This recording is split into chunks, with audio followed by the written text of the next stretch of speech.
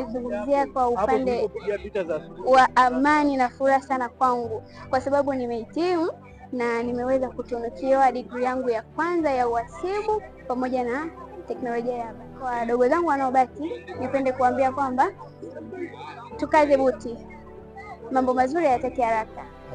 Haikuwa rahisi na mtu hawezi kuambia ilikuwa rahisi, kwa sababu ilikuwa ni series ya miaka 3 ambayo kwa kweli bila Mungu tusingeweza kufika hapa. Kwa hiyo namshukuru Mungu sana basi. Mungu tumeweza kufika mahali hapa, na washauri wadogo zangu ambao tumewaacha, inatakiwa mpambane. Hapa IAA ndo kuna matunda yaliyo bora.